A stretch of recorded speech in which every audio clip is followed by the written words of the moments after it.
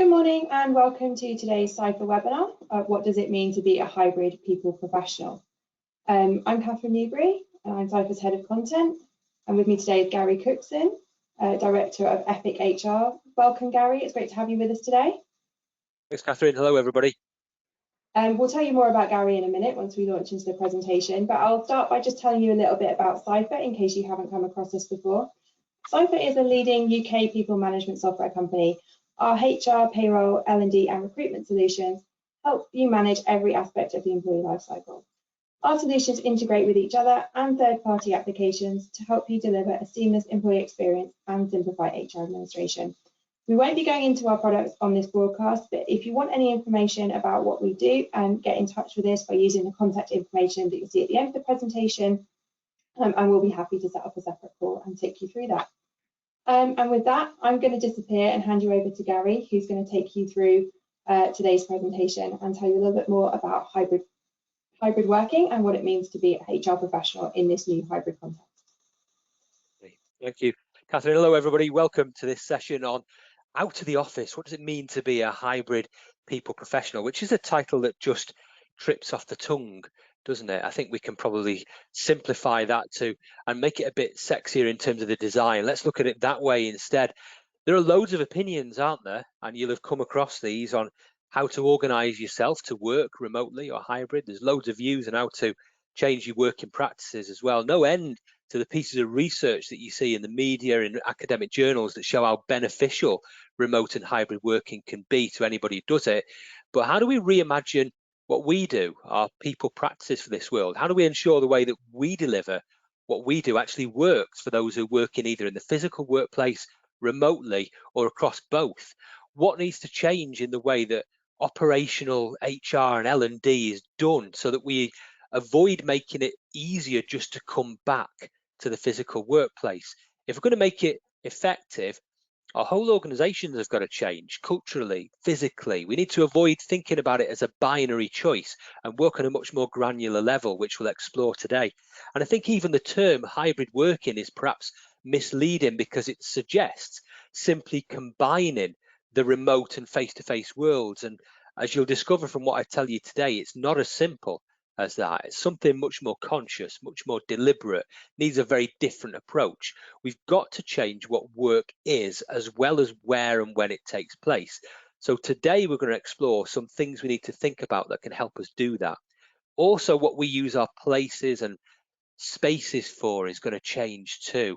And we've got to consider what type of work is done in the organization as well as where it's done to determine how it needs to be done. And doing that properly is not going to be achievable job by job, and we might need to look at individual tasks and activities as well. So that'll help us determine the most effective and critically necessary adaptable workspace. So we'll look at some of the issues around that today as well and what that means for you and your organization. So that's what we're going to be talking about today, and welcome to you all. If you've not come across me before and you want to stalk me on social media, feel free. These are the kinds of images you see about me and my life.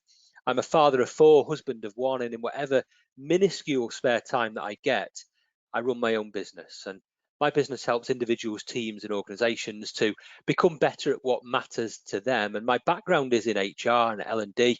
Got 23 years now experience working at director level in the public, private and voluntary sector all over the northwest of the UK. And now my business takes me all over the world, or at least I would like it to. It all seems to be on Zoom and Teams, which isn't quite what I thought running a global business was going to be like, but nonetheless, that's it.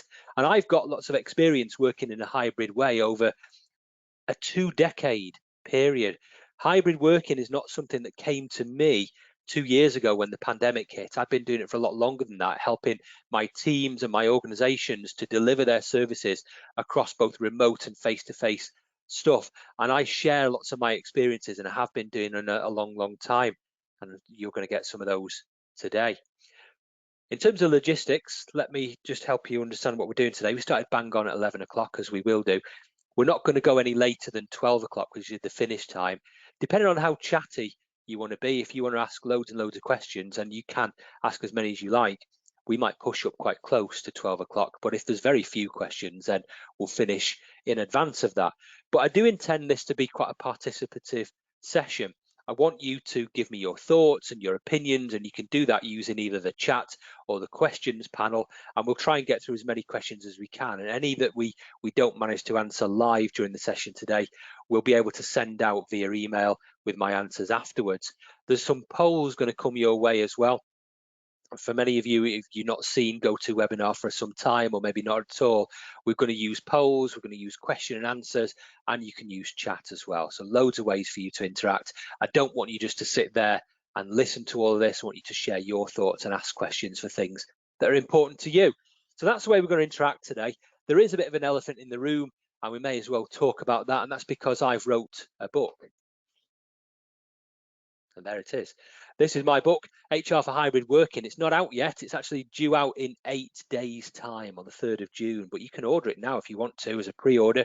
And I'm going to be sharing some of the thinking from this book as part of this session today. And those of you who have been on session with me before and like to play book bingo, you're in for a treat, because we might get into double figures the number of times that I mention it today. And the book is all about how we reimagine the world of HR, the world of L&D for a remote and hybrid world of work, and sharing some of the insights from that today. But that's enough about the book. Let's get into the main content. So there's a divisive phrase, isn't it? Divides opinion. Some feel that it describes a situation really well. Other people are tired of it, consider it a cliche. I'm probably in that latter group as well. So the pandemic, though, it brought with it some significant long-term changes to the way we live and work, and therefore the way that we need to act as people professionals. We adopted some ways of working in a hurry in March 2020, but they're largely still with us. We've got lots of people still working remotely. Some people are working face-to-face, and some people are working in a hybrid way. So the world we created just over 2 years ago is still the reality for many people, and it's going to be for some time.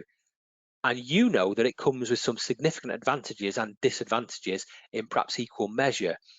Buffer did a state of remote working report in 2021, and they listed the top advantages of this way of working in order as the ability to have a flexible schedule, the ability to work from anywhere, not having a commute, and the ability to spend time with your family. But they also listed some disadvantages in order: not being able to unplug, difficulty collaborating with people, loneliness, and distractions at home. Now, it doesn't take a rocket scientist to work out that those things are two sides of the same coin. It's all very well being able to spend time with your family, but they distract you at home. It's all very well not seeing people when you don't have to commute, but it makes you feel lonely. It's all very well being able to work from anywhere, anytime, but it makes it difficult to unplug and collaborate effectively with people. So we can't really have our cake and eat it. But we were plunged headfirst into this new normal, and it can be advantageous, but we've experienced an enforced nature of this for the last 2 years. And that means that all the advantages brought with them the disadvantages as well. It's not really what remote working should be about, but it forced many individuals, many organizations to confront some previous long-standing, wrongly held truths about the world of work. Things like the best way of working is done in 8 shifts, or 5 shifts of 8 hours. It's not true. The optimum working week is around 40 hours to get done what you need to. Not true either.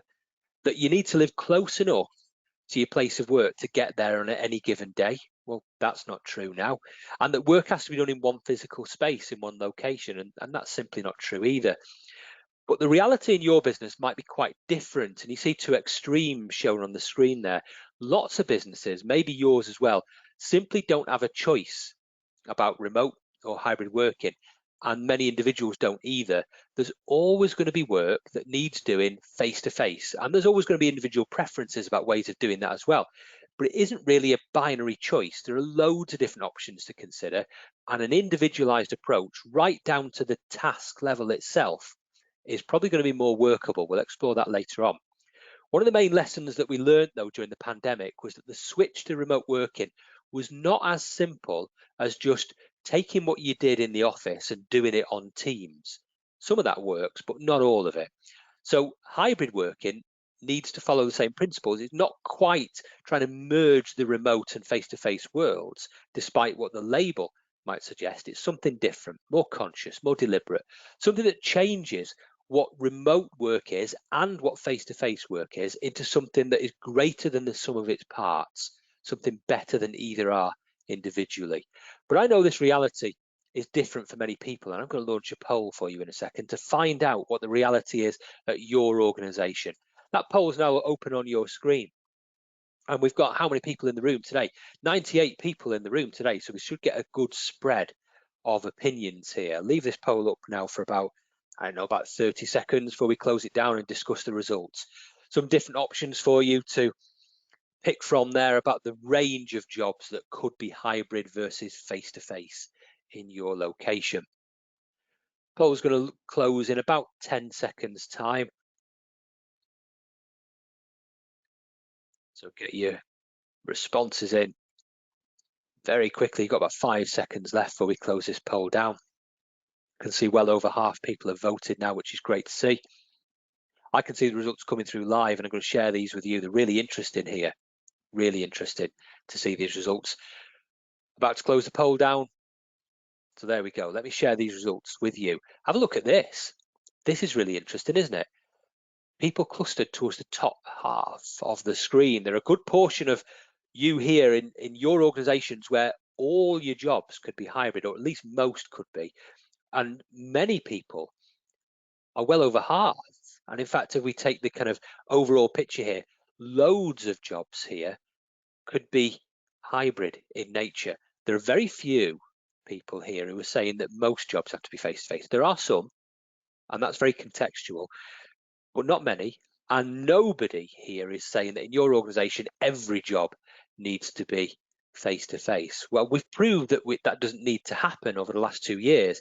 And despite what Jacob Rees-Mogg might say and think, that's simply not the case. We don't have to be face-to-face, but equally, we don't have to be entirely remote either. Let's hide those poll results for you, and let's move on and pick up on some of the different issues that come from this, because there are quite a few. If we adopt hybrid working in your organization, you've got to be really clear what you mean by that. Is it work from anywhere, anytime, or is it set days a week at home? Is it something that applies to everybody in your organization or just to some? And as people professionals, you're really well placed to help your organization and its leaders to answer those questions. And no doubt some of you have, but some of you are going to struggle with that as well. There was a survey done last year by Understanding Society, and it said that 88% of UK workers want to be back in the physical workplace for some of their time. So the office isn't dead yet, which is going to please Jacob Rees-Mogg, but it's clear we won't be returning to the old normal just yet either. And the academic journal HR Review went as far as to suggest that 3/4 of us would actually accept a pay cut if we could retain remote working for a few days a week. Now, I have trouble swallowing that research, though there is research that does say that it's true, because I wouldn't accept a pay cut, and I don't know whether you would either, but that's what they say, that many people are so keen to retain it, that's the lengths they'd go to. I think, to an extent, Jacob Rees-Mogg and Boris Johnson have got a bit of a point. People need some level of face-to-face interaction. They just don't want that all the time. But in some cases, they actually crave it, and you might be amongst those people where you crave face-to-face interaction. You wouldn't be alone there. But full-time remote working isn't something that is attractive to many people at all, particularly our Prime Minister, who likes to wander to the fridge and hack off a piece of cheese and forget what they're doing. So it's not very attractive to stay at home all the time. So our people practices have got to operate across the different types of working situations that we're going to face in the future. We're going to have some people fully remote, some people fully face-to-face, and in the middle, this great amorphous mass of people who are doing something called hybrid. So what do we need to do? I think there's got to be something noticeably different about the experience of working remotely versus the experience of working face-to-face. Otherwise, if it's seamless operating across those two things, makes it really easy to just go back into the office. For the Jacob Rees-Moggs of this world to say, well, if you can do everything at home that you do in the office, why not come into the office? You're making it easy for those people if you make it seamless, make it different, make work different. I'll explore how later on. There's probably some personal injury claims building up in organizations as well. You might not have had these yet, but you will do, because if you're working at home now and again, it's not going to be an issue. But if you're working at home for the majority of your week for several years at a time, then it's going to cause you some issues unless you get the right setup in place. So we've got to focus on what that right setup is. We've also got to upskill people, not on how to use the technology, on how to use Teams and Zoom and things like that, although we do need to do that. But remote working, no matter how much you do of it, requires a greater level of skill in reading, but particularly in writing. And you've got to make sure that anybody who's doing any element of that has got that skill level. And many will, but some won't. We've also got to focus on nurturing internal communities. We will bring people back into the office for certain things, but make them a good reason to come back. Give people a reason to come to the office. Don't just say come if you want to. Create networking events and conferences and learning sessions where people will come together and be with other people. That means we've got to manage an internal community that is mostly going to be remote for the majority of its time. But the good news is that you already do this, not you, but your organization does this with its customer base. You've got people in your sales and marketing and customer service teams who are not co-located with, not sat next to their customers and their clients, but they manage that community of remote people who need to interact with and maintain relationships with the organization. So you've got skills in your organization, but not necessarily in your team to do that. We've also got to trust people to make the right choices and not build onerous processes and procedures around that, and manage expectations that not everybody's going to have the same degree of choice as others might do. And that means helping managers to understand that what people do is more important than when or where they might do that, and consciously change the culture around that. And that's going to lead us to think about some of these things in a bit more depth. And I think we'll start with leaders, because the role of a leader is different in a remote or a hybrid team. There's loads of models, by the way, about leadership and how leaders need to focus their energies and efforts and divide up their attention. Pick any of them you like, and all of them are still valid in a remote or hybrid team environment. But for many leaders, what they need to realize is the level of energy and effort they need to put into the different areas of each of the models is different in remote and hybrid working. The roles are the same, the models still apply, but the proportion of time that you need to spend in each area is going to be quite different. So let's explore how that is. Well, as I said before, if individuals are still managed on how long they're working for, we're missing something. So the focus of leaders who are managing remote or hybrid teams needs to be on results and outputs, or maybe more specifically outcomes. Otherwise, we need to work out whether the results people get are just because they've been working longer, and that's not a good thing. But this type of mindset shift will lead to leaders beginning to use the skills and time in different ways. They need to work on communication more and enable it between the team members so that it isn't funneled through the leader. They need to work on reward and recognition, and again, enabling people to do that with each other, peer to peer. So that's not all funneled through the leader either. They need to become great at noticing what's happening in the team, but also what's not, things that are unsaid, non-verbal communication, things like that. So the leader of a remote and hybrid team needs to focus very much on relationship building more than anything else, and make sure that the team understands how they relate to each other. They've got constructive relationships. And digital communication can be quite limiting, as I know you'll have experienced. So the leader needs to work out what they need to do using those bits of technology and what they need to do outside that, and consciously craft those opportunities. They'll need to coach people more on how to relate better to their teammates who they may never see, or who they may rarely see, and work out that some people will need different levels of social interaction than others. That means we need to make efforts to agree ways of working, including how flexible different working arrangements might be, what the expectations are between the leader and the team, and making sure everybody's got the right setup to be able to do what they need to do. And loads of leaders will be able to cope with this, but an awful lot will struggle. So a key challenge for us as people professionals is to really focus on leadership development now in the future. It's almost as if we wipe the slate clean and say to all the leaders we've got that the skills you had to be a leader face to face, the qualities you had, they were good.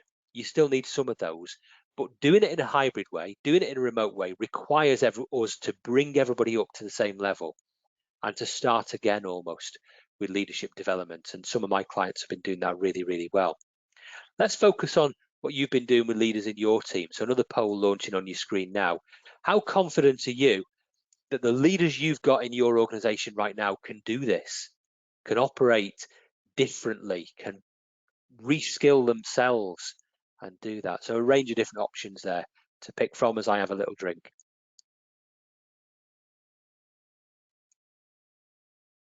I'll leave this poll up and running for about another 30 seconds just to get you the chance to tell us what you think. This is reflecting on your leaders. Be tempting to name names here, wouldn't it? I think you've probably just thought of some names as those of you picking the a bit unsure, really worried. Some names have sprung into your head. Please don't name them, but you know who you mean. This has got another 5 seconds or so before I close this down. Well over half of you voted. Yeah, let's close it down in 1 second. There we go. Let's share the results of this. Look at what we've got here, everyone. We've got a real mixed bag, haven't we? There are some of you, but a minority of you, who are very, very confident that you've got the right leaders with the right skill set. They understand exactly what is different and you know how to help them. But there's an awful lot of people who just don't know, or who are really, really worried about this. And that reinforces for those people, and that's a good, how many, 44% of people, it reinforces the importance now of thinking through what leadership development really means for you and your leaders, and building the urgency, the importance and the priority for such things. Let's hide those poll results again and we can move on and talk about how we help teams. Well, there's a model there that many of you are very familiar with, the Tuckman model, which we can use to kind of structure what we talk about here, but there's many other similar models. Building relationships with people remotely is not quite the same. You know that from how you've done it. If you've never met your teammates other than virtually through a webcam, you can have stereotypes, half truths, and you can often have different expectations of them than if you would face to face. There's loads of potential for bias to creep in with that. So we need to work harder at getting to know people more. And when co-located teams are first put together, they tend to follow the familiar stages of this model or some other model. I know some of you don't like this model, but pick any team development model you like and teams follow the similar stages. What seemed to escape many teams when the pandemic hit was that the move to enforce remote working, no matter what stage of that model you were at, you went back to the beginning. Everything changed. You had to start again. And lots of teams didn't notice that for good reasons. But as we've now been working remotely and start to emerge from the worst of the pandemic and consciously move to a more hybrid model, the model is again reset. Everything changes. Everything needs doing again. So there's loads of things that we need to do to help people with this, to help them to understand role clarity and where the boundaries are between them and what the relationships need to be like, and help them to self-regulate and self-manage some of these things. Now, very few teams 2 years ago focused on this, but to be honest, why would they? They were in the middle of a pandemic. There were far more important things to be dealing with and worrying about. But now is the time to focus on these things. Now we've got a bit of the pressure off with the pandemic, we can focus on this, and that means we've got to help them. Teams probably don't have the skills to do this themselves, so what do we need to focus on? Well, if you are co-located with people, the rules of working together, well established, part of the culture, custom and practice, but not written down. But when you move to remote or hybrid working, you need to explicitly define that. You need to write that kind of stuff down. You need to work on defining when and how the leader of a team is going to deal with different situations, what the information flow is going to be like between the different team members, and how the team's going to be administered based on who's working where on any given day, how they're going to communicate with each other, what meeting etiquette there is, and expectations around behavior, and a load more things besides. Teams need to be given structure. If they're going to operate effectively remotely, they need structure to be able to work properly. And the leader of the team has got a big role to play in that. And eventually you want the team to be able to do it themselves.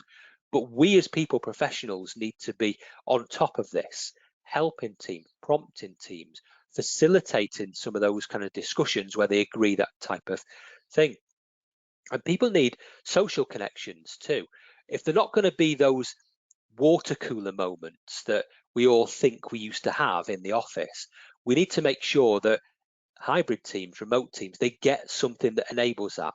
So meetings, when they have them, need to focus as much on social aspects and connecting with people and sharing updates and learning and talking about well-being and what's going on for people, as they do sharing performance information or anything else, because those types of interactions are going to replace those ad hoc water cooler conversations that we think we used to have. So those types of things are critical, and they help to combat loneliness, isolation, and feeling like you're left out of things. So we need to do a lot more of that. Let's get you to reflect on how your teams are doing at the moment. So a poll about to launch on your screen here. How much help have you been given to your teams in your organization about this kind of stuff? I'll leave this up and running for about 30 seconds or so.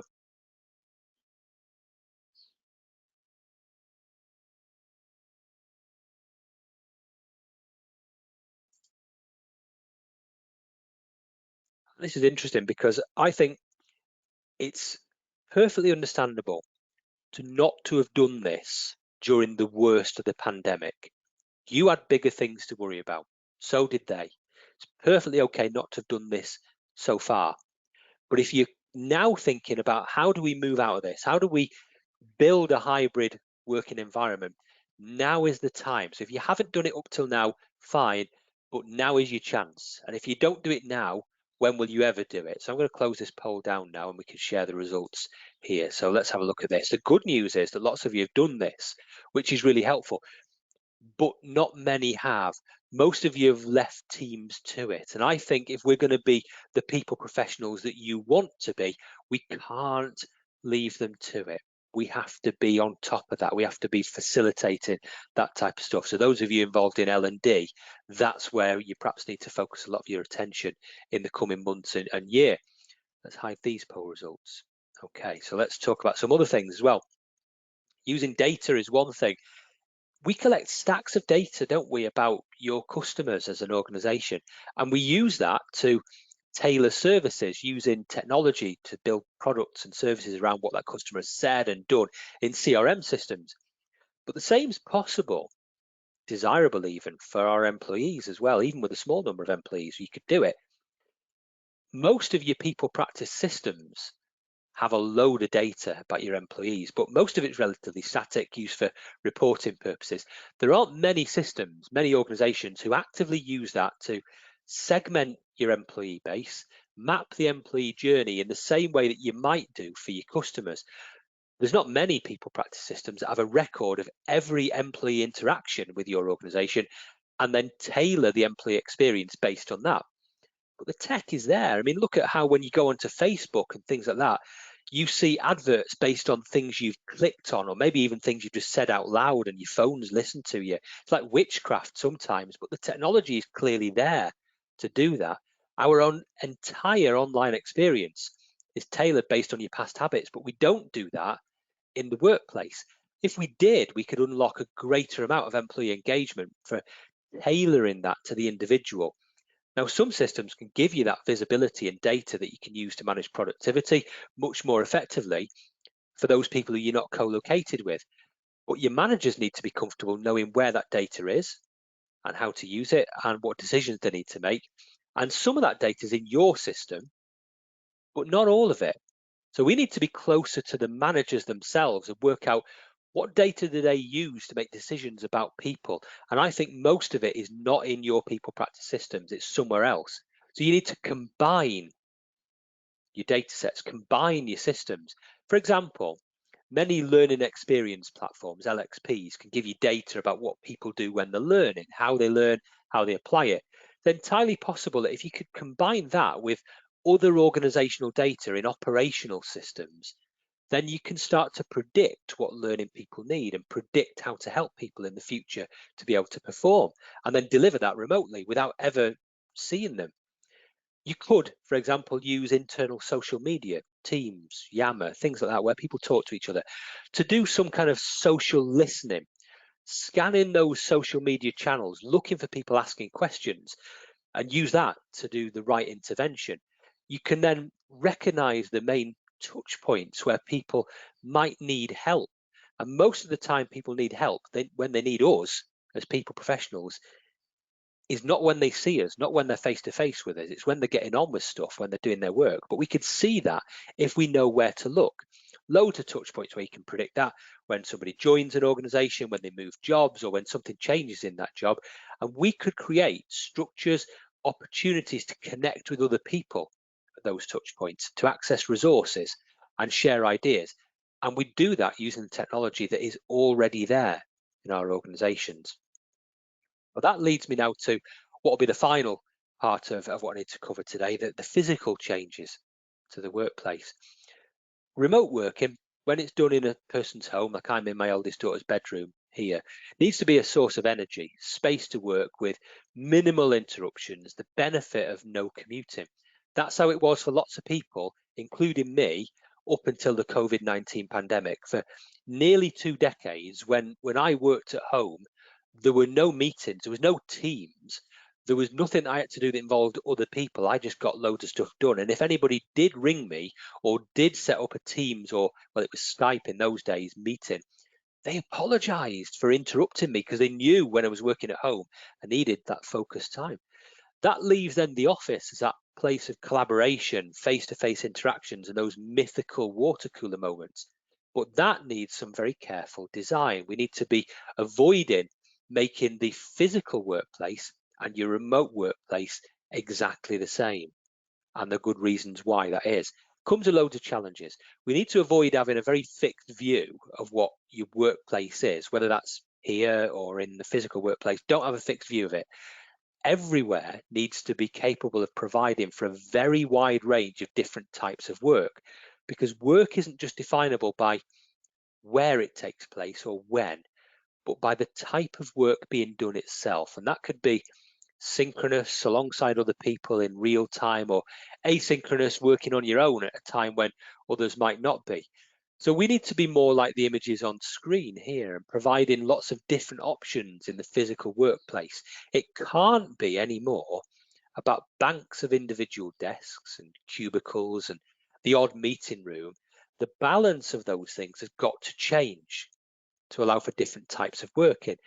We need, in almost every workspace, different options. We need things like touchdown spaces where you can work for short bursts of time when you're killing time before going on somewhere else, where you can just plug your device in and get what you need and then move off somewhere else. We need flexible spaces with things on wheels, tables and chairs that you can move around and create a space when you need it. So it would be entirely tailorable to the needs of the people who are using that space at that point in time, and then it all gets pushed to the side and somebody else takes over. That needs plug and play technology that allows quick access to what you need to use. We also might need areas that give people that quiet, focused, interruption-free space, like the kind of atmosphere you get in a library, maybe that type of environment. Have you got that in your workplace? People might need that. And if they haven't got that in your workplace, they might need to get that at home, where they can work individually on asynchronous stuff that doesn't need anybody else to be there. You're going to need hot desking facilities as well that could be bookable in advance for individuals or whole teams for whole days if they wanted to. And you're going to need the more traditional fixed settings that you're very, very used to. So you've got to make a lot of conscious choices here. And the delivery of all this is way more than just saying to people, work 3 days at home and 2 days in the office, or some other stuff. It's more complicated than that. And it needs other teams beyond us involved in that. It needs IT, needs facilities, needs other teams as well. So the way we approach spaces and places needs to be ultra flexible. They've got to be tailorable to the needs of the individual, not just the way they need to work, but what they're actually doing at the time. And that means that hybrid working is not and will never be the same for everybody. So I've got a final poll to launch on your screen now about changes you've been doing to the physical workplace, whether that's at home or in the office. What have you been doing so far? As I take another drink, I'll leave this open for about 30 seconds.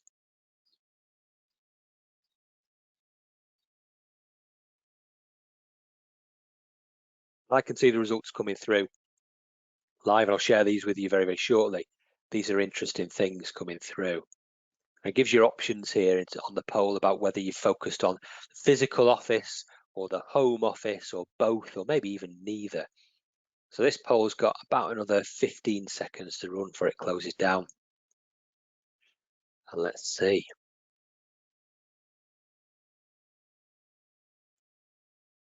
Okay, got about another 5 seconds. Well over half of you have voted now anyway. So very close to closing this down. I'll share the results with you. 2, 1, gone. All right, let's share the results. Look at this, everybody. Another mixed response here. There are a few of you, quite a few in fact, who have done that complete redesign. That's good to see, and maybe you've been adopting some of the principles that I've been sharing. Some of you have done work in the office, but you leave home to chance, and that's dangerous because of course, everybody's individual circumstances is different, and some people have not got the flexibility to change their home environment. But unless we actually really consciously help them to understand what they need and give them some of the kit that will help them to be comfortable there, we're storing up problems for ourselves in the long term there. Some of you have left the office alone, and maybe because you've just not been there for a couple of years perhaps, but you've given a load of guidance on at home. Again, if you are thinking of bringing people back into the office, think about what work they'll be doing there and what kind of space they need. But again, some of you won't have the freedom to be able to do that because everything's fixed, everything's nailed down, and maybe your landlord who you rent the office from won't let you change anything. Well, maybe that means eventually you need to get a different landlord and a different place, and that's not a short-term decision. And a lot of you not touched either. And okay, over the last few years you've had bigger things to be worrying about, but if you are thinking now of what hybrid means, now is the time to start thinking of such things. Let's hide these poll results and share with you a model that I think encapsulates what would help you to get a hybrid right. It's a 4-box model. I do love that 4-box model. We've got to consider breaking every job down into individual distinct responsibilities that individual has to do. Work out then, maybe you take your job description, you take each item on it, and you put each one into one of these 4 boxes based on whether it can be done synchronously or asynchronously, or face-to-face or remote. In essence, this is about where and when a particular task needs doing. It's not the job, it's a task that is part of that job. And that task may be shared with multiple people. So you might need to do this for each one. You'll probably then do it for a team, but the outcome gives you a different way of looking at hybrid working. And it's not going to be something that you can solve by looking at individuals or jobs or individual preferences. And certainly you can't solve hybrid working by looking at days of the week. That's where you get to. But if that's where you start, you're putting the cart before the horse. You can only really do it by looking at the tasks themselves, what the tasks need. And if you did do it for a team, you can see then what the hybrid working model will need to look like for the team based on what percentage of things you've put into each one of these boxes. If you did it for the whole organization, you can then make real informed decisions about real estate and technology and things like that. And then you can build in individual circumstances and preferences about the way people want to work. But don't start with those. Factor those in once you know when and where things need to be done for each task. Each type of work in each of these boxes is going to need a different type of space and a different type of technology to make it work. So this is building an organization, designing it from the ground up. And that means then that we'll fulfill the quote that you see on the left-hand side of the screen, that form will then follow function, and it should never be the other way around. And I'm moving towards the end of what I need to do, and I'm going to pose some questions for you, or some things rather that you need to think about, which you can see on screen here. If you want to take a picture or a screenshot on this on your device, feel free. These are some of the key points that I've been going through with you over the last 39 minutes. There's a lot for us to think about, and it's okay not to have thought about some of these up until this point. But if you're now tasked with bringing hybrid working into your organizational reality, now is the time. There's a lot we need to do with leaders. The role of a leader in a remote hybrid environment is very different. You're going to need to upskill anybody who is doing that to make sure that everybody can do it and knows what to do and knows why and how things are different. But teams themselves are different as well, as I've explored. They need help. They need us to facilitate that ways of working so they understand exactly how things are going to work. Some teams might be able to do that on their own, but I suspect there aren't many of those in your organization. They need you to help them. We've also got to look at what data we've got. There is good data in your system already, but it's probably not enough. And a lot of the data that you need, that managers need, is probably elsewhere. How can we use that, put that together to give us insight into people who we can't see? It's there. We just need to know where to look and what to look for. You've also got to think about the tasks themselves. So this is the 4-box model that I was sharing before. Do it for your own job. Try and work out which bits of your job go into that 4-box model. Then do it for your team. Then do it for the whole organization if you need to. And that will then help you to think about the physical changes you need to do to the organization, and also maybe some job related changes. This is job crafting, if you want to give it a label. This might enable you to restructure whole teams. So the organization design piece here is absolutely critical, and you need those types of skills as well. So those are the things from my talk today that I think you need to think about. It would be remiss of me, wouldn't it, to finish without showing this image again and mentioning my book again. We're going to take some questions very, very shortly, so you'll see Catherine appear on your screen soon. But my book's out relatively soon, very soon in the UK, a bit later in the rest of the world. It's available to pre-order now. I've shared with you a little bit of the book. In rough percentage terms, about 4 or 5% of the book you've just had over the last 41 minutes. So there's more where that came from, if you like it. If you want to buy it, great. I'd love to hear from you, by the way. If you do, send me a picture or tweet me or send me a message on LinkedIn. If you want to get a bit of a discount off the cover price, send me a message on social media and I can sort that out for you. But if you want to make the reading of the book an interactive experience, if you want to chat to me while you're reading it, feel free. I'm just a private message away on social media. You can tell me what you think of it. You can challenge what I'm putting in the book. You can say, what the hell were you thinking when you wrote that, Gary? And you can ask me questions as you do it. So if you want to, I'm not hard to track down. But that is probably enough for me to go on for now. I think I'll hand back to Catherine and we can take some questions. Hi, Catherine. Hi, Gary. Here I am. I've been listening intently, as I'm sure all the rest of our audience have. Thank you so much for all of those thought-provoking insights, Gary.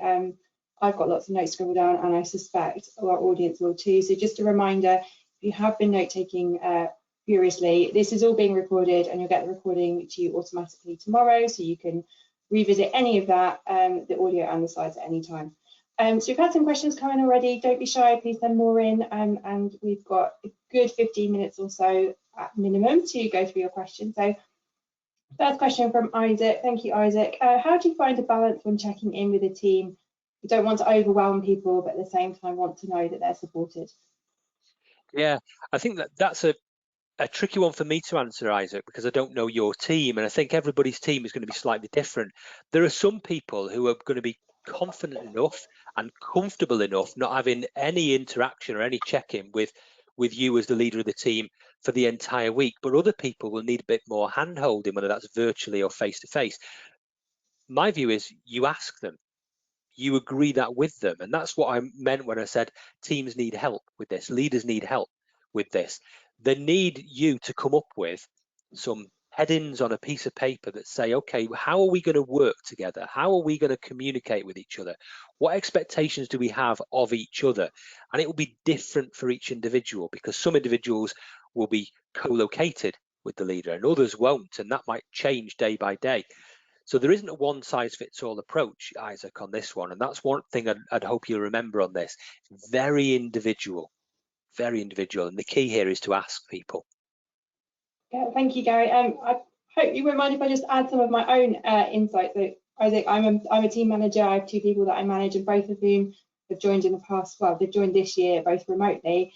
And an exercise we carried out in our team when we started was to write like a little getting to know you guide from each of the people in our team, which was preferences about working styles, communications, inside, outside of, interests outside of work, and we asked our new starters to do the same thing. So we kind of had this really upfront statement of intent from all of us about honesty, about communication preferences and how we wanted to work or what we wanted to achieve. And I found that extremely helpful as a line manager to get to know my new starters more quickly than I would have done otherwise.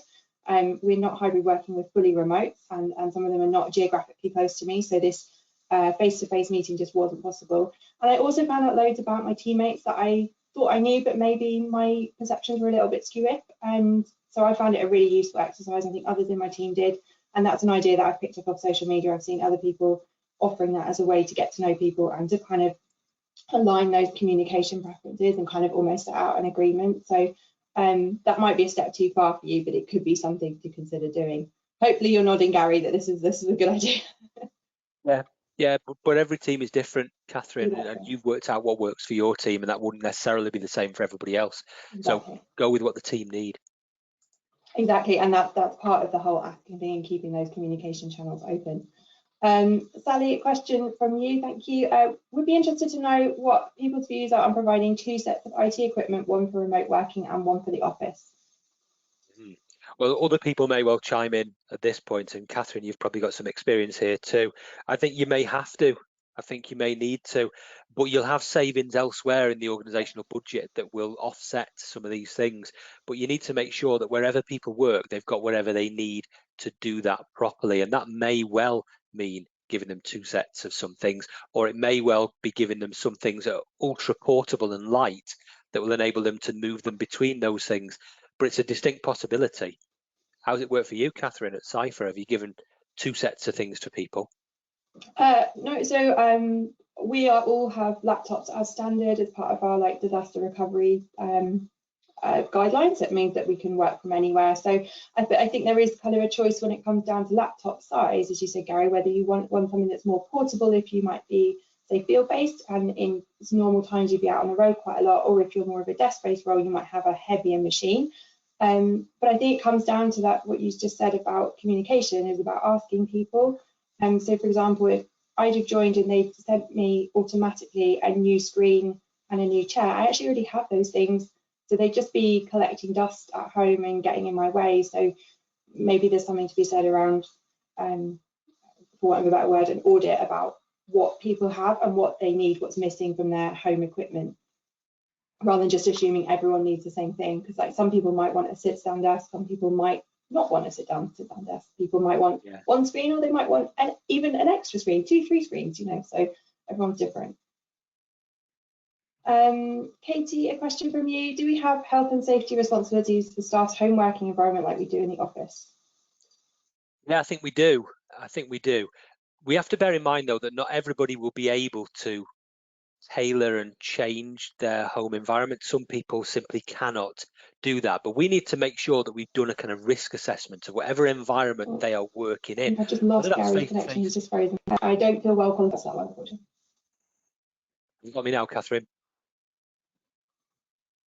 Gary, sorry, we're losing you a bit here. Yeah, okay. I can hear you just about. I can't see you. Okay. Fine. Okay, well, I'll answer that question. As far as I can see, everything's okay. I think we do have that responsibility. Some people won't be able to change their home environment. We can't really control what their house is like and their environment, but we need to do a risk assessment. If we are agreeing with them that they will spend a portion of their week in their home environment, we need to make sure that that's not going to harm them, that they've got things in place that in the long term are conducive to making the work happen and creating that safe, healthy environment. So we do have some level of responsibility for that. How far we can go with that is going to depend on what the individual's house and the individual circumstances might be, but we do need to do something. Okay, great. Oh, Gary, you come back. Brilliant. Oh, so have I. Okay, lovely. Thank you, Katie, for that question. Samantha asked a great question. What would you suggest in a situation when staff are required to come back to the office, but they are reluctant to do so?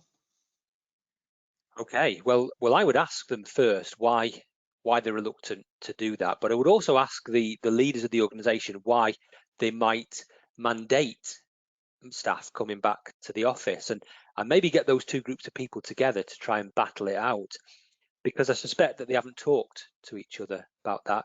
But I would be led, as I said, when I looked at that 4-box model, by the task itself. Look at the tasks. Some tasks have to be done in the face-to-face environment. They have to be. So there is no choice. The staff doing those tasks, they need to be there. And there's no choice around that. If the staff don't want to do that particular task that has to be done in the face-to-face environment, maybe we need to change their job, either by removing that task from their job description and giving it to somebody else, or moving them into a different job completely. However, most tasks, and this was borne out by the poll that we did, most tasks can be done anywhere and some at any time. So if that is the case, I'd ask the leaders themselves, why are you requiring staff to come into the office? What is it that's driving that decision there? And how far do you really want to push that?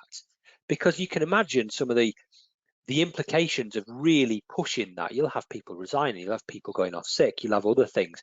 So why is it that the leaders of the organization feel that that has to be the case when the task itself doesn't need that to be in the case? I'd go back to the leaders about that.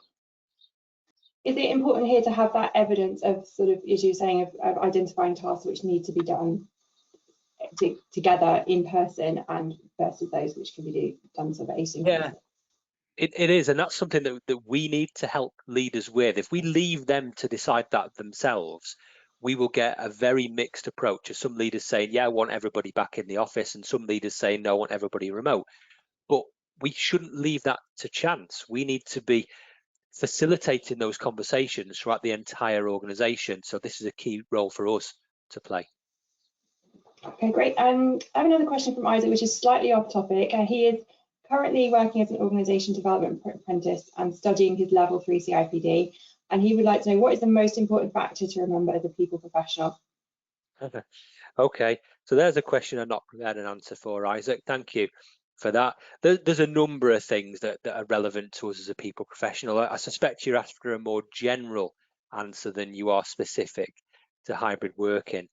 I think for me, the most important thing is to remember that you're a human being and you're working with other human beings, and to have empathy and understanding of what people's circumstances might be. There's far too many years, and I do mean years, maybe even decades in my career, where I forgot that.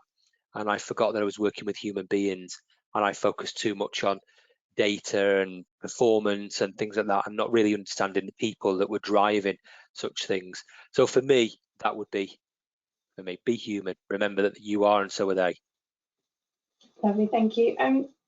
How has sort of the switch to hybrid working changed the skills and attributes of a great HR professional? Oh, now there is a good question. It's changed quite a lot. I mean, if digital skills weren't already top of your list of things to learn and apply, then they should be. I think I've talked a lot about organization design and development skills as well being really important now. So if you haven't got that skill set, you need to get it to be able to help your teams and your organization to survive in the future. We also need people professionals who are comfortable at using data, and some of you are, but some of you are going to find that a challenge. That's probably not why you came into this line of work, but you need to be comfortable searching for data, bringing it together, throwing it together with other data sets, correlating them, extrapolating conclusions from them, and interrogating multiple systems. So we need to be really comfortable with that. We need people as well who are really focused on the employee experience, because it's different, the experience of being an employee, if you're remote and if you're hybrid and if you're face-to-face. And we need people who can focus on what that's like in the organization and really experience it themselves and put people in their shoes as well. So those are some of the things that have changed for us: OD skills, digital skills, data, and the employee experience. Oh, fantastic. And it would be remiss of me not to mention that one of Ciphr's strong points is our ability of our systems to integrate with others, so you have that holistic view of data. So if you do want to know more about that, I won't give you the sales pitch now, but we can let us know if you're interested, and we can talk to you about that separately. In relation to that question, Gary, I'd be interested to know if you think that sort of career paths for HR professionals might also be shifting as we're working in a hybrid way. I'm particularly thinking about people joining the profession, and then that experience of career development is quite different than it would have been if it was a fully office-based role. Yeah, I think it will. I think we see new roles that we need in the organisation. I think we're going to see far more OD-based roles coming through, and that changes some of the career path, because many of us have been in a very HR blinkered role or an L&D blinkered role, and now we need to be far more integrated into the organisation, and maybe even think about spending time outside of the people function before coming back in. So we might see more diagonal career paths for career professionals as well. But ultimately, we are now in a situation where we're changing what work is. We're changing the nature of work. We're changing what it means to come to work. And work is about making people feel as if they can give their best in organizations. And I think too many HR roles are focused not so much on that, and maybe more on the negative side of things, and we need to focus on slightly different things. So my recommendation is, from a career development perspective, to broaden your horizons and think about becoming almost the ultimate generalist by experiencing different types of HR and L&D activity, and also thinking about experiencing it from the other side too, and maybe having that diagonal career path. Okay, thank you very much. We're heading towards the end of our time on this session, so I just wanted to ask you, Gary, if you could leave us with one tip or one main takeaway from this past hour, what would you love our audience to be thinking about? Okay, I'll finish by repeating a couple of things that I've said. Don't be led by days of the week. That's putting the cart before the horse. If your end goal for hybrid is just to have people working 3 and 2 or 2 and 3 or something else, and that's what you're focusing on, that's not good enough. That will make it too easy in the future to slip back into the old ways of working. If you want to solidify it, if you want to refreeze those changes, to give a brief reference to the Lewin model, then you've got to make it different. You've got to have a more granular approach to job redesign, organization redesign, so that Jacob Rees-Mogg and people like him can't say just come back to the office, because at the moment they can, and people will. Okay, thank you very much. That brings us to the end of the broadcast. Thank you, Gary, for sharing all your expertise. I really appreciate it. And thank you to our audience for being so engaged and attentive and inquisitive. If you're watching live, as I said, this recording will be emailed to you tomorrow, and you can revisit that at any time to go back over the tips we've shared today. If you would like to learn more about Ciphr's people management solutions, we'd be very happy to talk to you about that. Just opt in using the exit form on your screen after the broadcast, or you can email us at info@ciphr.com. That exit survey will also ask you for a little bit of feedback today. It's always really helpful to know what you found useful today, hopefully something, and what you might want to hear more from us in the future. And something we've talked a little bit about today is working on the employee experience. That's actually the subject of our next webinar on the 14th of June. And we will be joined by positive psychologist Meg Price, who'll be talking about how to create an employee-centered experience at work. So if you're interested in that, please join us. You can register at bit.ly/Ciphr tips. That address is on your screen now. So thank you, Gary, once again for joining us, and to our audience, I really appreciate it. We hope to see you. Oh yes, buy Gary's book, and make sure you ask him for a discount if you do intend to buy it. We hope to see you again soon. Take care. Goodbye. Bye.